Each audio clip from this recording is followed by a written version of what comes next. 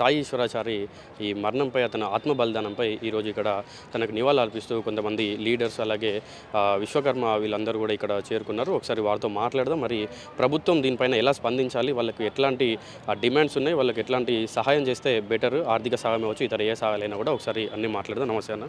నమస్తే. దీనిపైన ఎట్లా మీరు ఏం మాట్లాడతారు ఈ మరణం గురించి? గత వారం రోజుల ముందు విశ్వకర్మ ముద్దుబిడ్డ స్వర్ణకారుడైనటువంటిది సాయి ఈశ్వరాచారి గారు వారు బలిదానం చేసుకోవడం జరిగింది. యావత్ తెలంగాణ రాష్ట్రానికి తెలుసు. వారు చనిపోవడానికి ముఖ్య కారణం తెలంగాణ రాష్ట్రంలో రాష్ట్రం ఏర్పడే తర్వాత నుంచి కొట్లాడుతున్నాం. మొన్న కామారెడ్డి డిక్లరేషన్లో ఇప్పుడున్నటువంటి సీఎం రేవంత్ రెడ్డి గారు అక్కడ మేము అధికారంలో వచ్చిన తర్వాత బీసీలకు 42% ఖచ్చితంగా బీసీలకు రిజర్వేషన్ కల్పిస్తామని చెప్పేసి కామారెడ్డి డిక్లరేషన్ చేసినారు.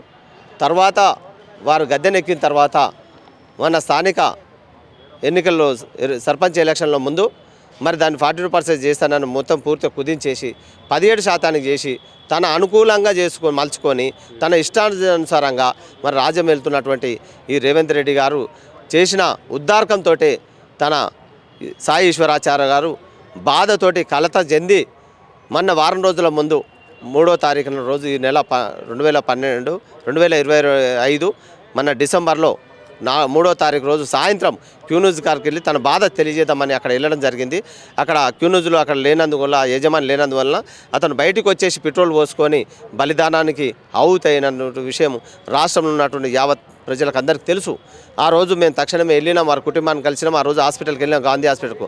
ఆ రోజు ప్రభుత్వం కూడా కదిలించలేదు, మరి పెద్ద మీడియాలు కూడా రాలేదు, వాళ్ళు చాలేదు. అంటే ఇదంతా కుట్రతోటి జరుగుతున్నదనే విషయాన్ని మేము రాష్ట్ర ప్రభుత్వానికి తెలియజేస్తున్నాం.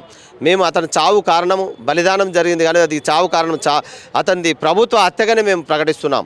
ఎందుకంటే తను కుటుంబం కోసం కానీ తన వర్గాని కోసం కానీ తన సంఘాని కోసం కానీ తన వంశానికి కానీ ఎవరి కోసం కాదు చనిపోయింది. అతను బలిదానం కావడం కారణము ముఖ్య ఉద్దేశం 42% రిజర్వేషన్ కోసమే అతను చనిపోయిన విషయం ప్రభుత్వానికి తెలియజేస్తున్నాం. ఈ ప్రభుత్వ హత్య కాదు, ప్రభుత్వ హత్యగానే మేము భావిస్తున్నాం అతను చనిపోయిన దాన్ని. మేము ఇప్పుడు తక్షణమే, ఎందుకంటే ఆ కుటుంబం ఇలా ఆయన మీద ఆధారపడి రోడ్డున పడ్డారు. ఇలా భార్య పిల్లలు తల్లి వాళ్ళందరూ తన మీద ఆధారపడ్డ వల్ల రోడ్డున పడ్డారు.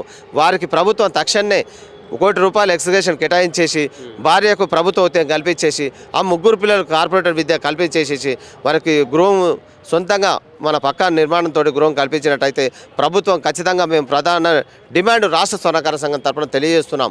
లేని పక్షాన మాత్రం బీసీ సంఘాలు ఉన్నాయి, మేము విశ్వకర్మ సంఘాలు అన్ని సంఘాలు రాబోయే ఎలక్షన్లో కూడా సార్ మేము గెలిపించలేకపోవచ్చు విశ్వకర్మలో, కానీ ఓడగొట్టే శక్తి మా దగ్గర ఉన్నదనే విషయాన్ని మేము ఈ ప్రభుత్వానికి మీ ఆదా మీడియా ద్వారా మేము తెలియజేస్తున్నాం.